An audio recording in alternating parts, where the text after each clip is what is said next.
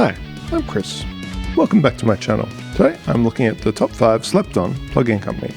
This is just my opinion, although it is based on a few factors for each one that I'll go into as we go along. For this, I've limited it to companies that have at least one paid plugin, and as per standard practice, I'll be running through these countdown style 5 to 1.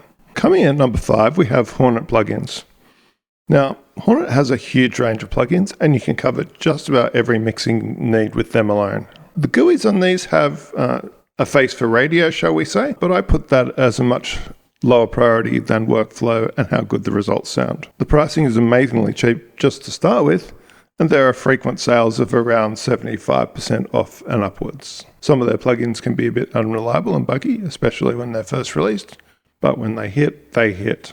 Some of my favorites from Hornet in no particular order include VUmeter, 31, Multicomp Plus, HA2A, Multifreaks, DynaEQ, ElliptEQ, VHS, Elm128, and Sibilla Pro. At number 4 is Burton.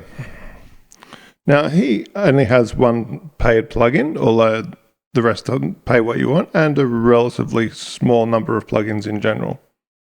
And in addition to that, each of the plugins that he's done are a little bit niche. But there is a good reason that he's on the list, and that is that every single plugin that he's released has been exemplary in terms of functionality, in terms of reliability, and relative originality across many of them. So what are in the Burton plugin set?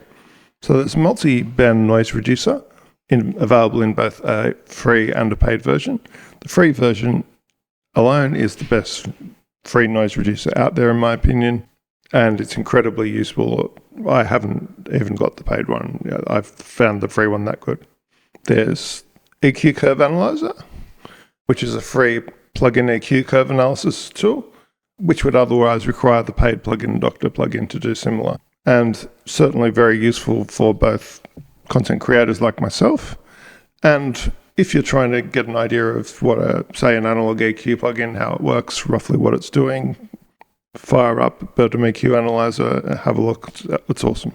There's also Vocal Compressor, which is a very simple to use, almost one knob style vocal compressor that works for either voiceover or for singing. You got Phantom Center, which is a stereo imaging plugin, and you've got AirShelf, which is sort of similar to the Slate's Fresh Air, which is also free, but it's easier to install with less DRM sort of hurdles, so why not?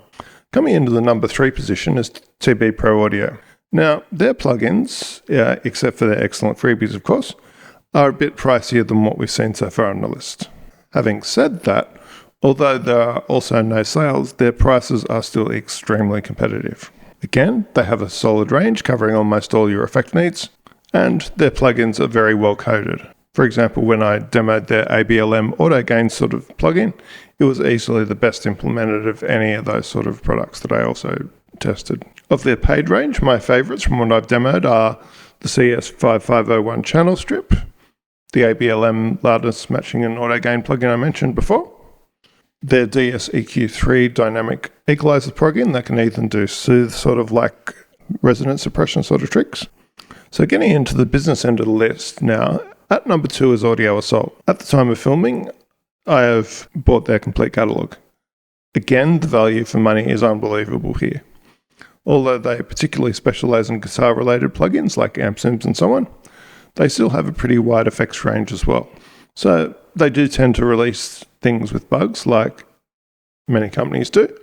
However, when someone reports a bug to them, they fix it fast. And although they offer one of the best value subscriptions out there for guitar people, that's purely optional. And there is also permanent licenses available for everything they sell. So my favorite Audio Assault plugins include the AA551 SSL style channel strip, the IQ505 analog style EQ, Headcrusher Saturator, brilliant saturator, Exciter, XCTR, which is a multi-band exciter, Multi-Transient, which as you can probably tell by the name is a multi-band transient shaper, and that's not even counting any app sims and so on that I use all the time. Finally, my favorite slept-on plugin company is Tone Boosters, which won't surprise anyone that I've ever talked to on Discord or anywhere else. I respect that while they don't have sales, their everyday low prices are amazing. For example, Equalizer version 4, which will cover about 90% of what people want to do in ProQ in an attractive interface, goes for €29. That's a fraction of the price, obviously, of ProQ, and for most people, it'll do the same job. Again, their range covers pretty much every mixing need you're going to have.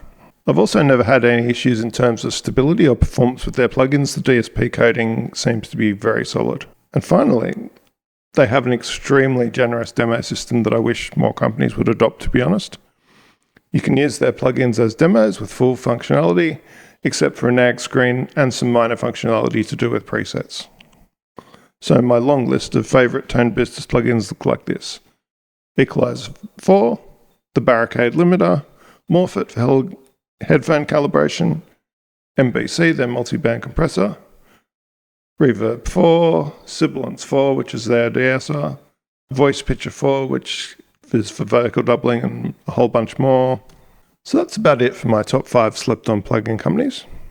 Did I unearth any that went under your radar, or do you think there are any that I missed? Drop a comment below. I think a discussion on that could be very interesting. Thank you for tuning in, and I look forward to seeing you, as always, in the next video.